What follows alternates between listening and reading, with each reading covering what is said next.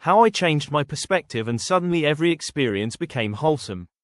For a long time, I lived under certain assumptions that were getting proliferated by social media.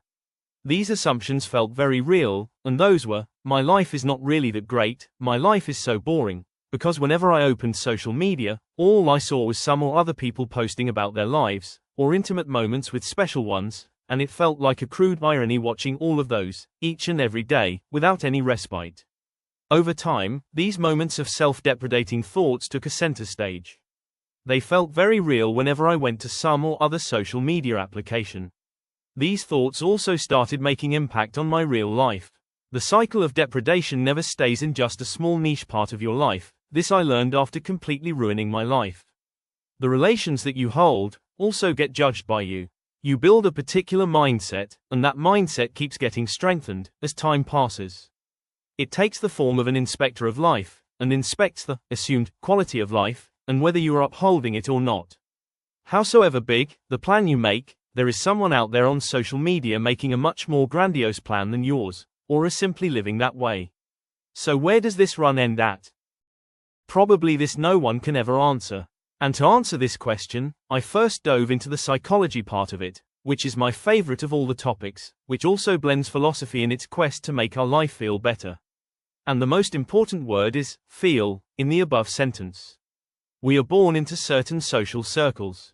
Our family, our siblings, our first friends, and so on, become a part of our environment, and we try to fit in as much as possible, because that just feels like a natural order of things.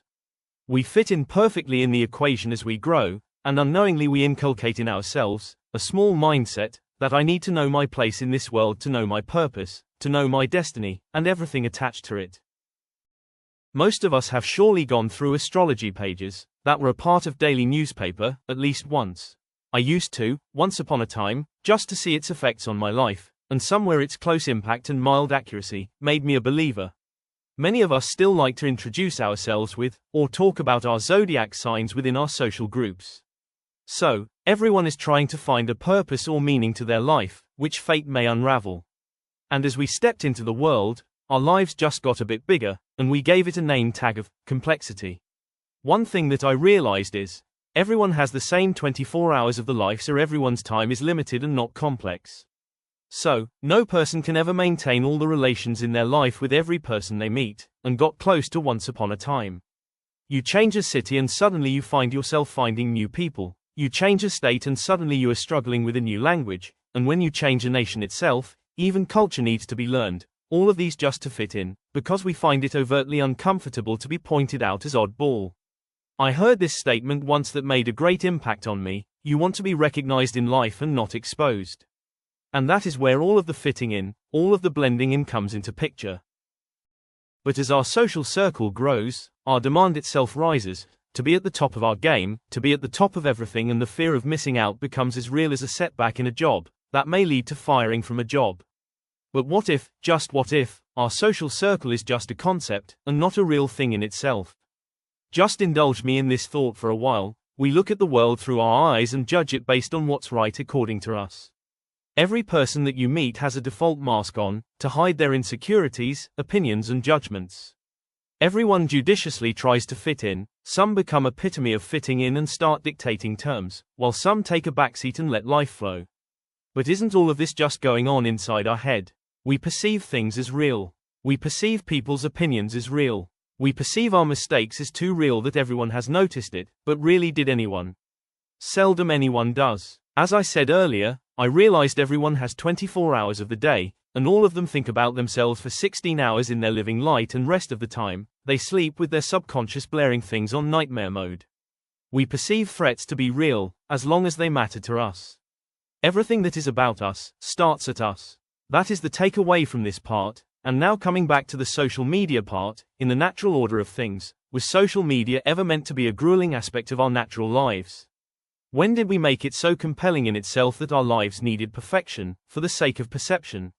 Think about it for a second. You hardly know any of the people on the social media, not even the people that you were close to, once upon ages ago.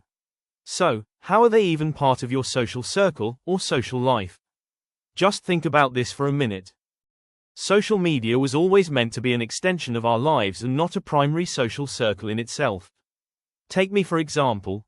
When I gave up on feeling sorry for myself, I achieved a lot more. I made swimming a real part of my life. I went to competitions, won a few medals, and then I went to complete open sea swimming. That requires a whole different level of stamina, and then I started to compete there too.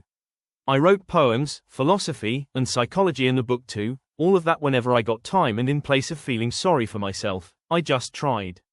All of this apart from my professional endeavors. What social media deprived me of was love for failure. Whenever we failed at something in the childhood, people around us, that we called elders, pointed out that, at least you tried and gave your best. Trials in life and with life mattered to them, and we felt a sense of relief, and over the years, we took those as achievements, where we showed up and gave our best. That was the quest, that was the passion, and, if you also make a list of all your tryings, you will be proud of yourself too. This is where it all made sense. At this point, social media indirectly teaches us perfection. When did vacation become all about posts and not enjoyment? You hardly see anyone enjoying at the beach, everyone is busy in their phones. People watch others enjoying sunset, on some app in phone, than watching the sunset that is right in front of them, and call others' life mesmerizing, while the one who actually uploaded that video was also busy filming it than enjoying. When did we lose passion for life? Where did all that feeling of happiness, like watching something for the first time, go away? Why that newness went away? You are the answer for everything. You need to recognize that missing part of you. You need to unbecome what you are right now and begin the journey fresh with your own eyes. Leave perfection behind and go and try something new. Everywhere you go, I guarantee you someone will be a champion, but that is not your problem, right? That is not your social circle, is it? Differentiate life itself, and make every moment matter by keeping phone and all of its judgments, critics, opinions and masks away. Fail at something happily, but don't ever mask that as you fell short of perfection, because it becomes a marker later in the mind that indulges you in unnecessary thoughts. There is nothing called perfection. Everyone is living a life trying to find some purpose, and everyone is struggling with their hope and void. I wrote a book on it, Hope, Void Entanglement, after I untangled myself from the hooks of contemporary bias. I just know this now: wherever I will go, I will keep trying harder to find everything amazing. If I go to a museum in spontaneity of a moment, I will question everything and try to find passion through curiosity. My dismissive and I know everything side will be slowly and completely diminished. In its place, I will build awe towards everything. I will live life through my own lens, and not through others' lens. I will find my own place, and even if it is small, monetarily or otherwise, the real thing would be, it would be my own.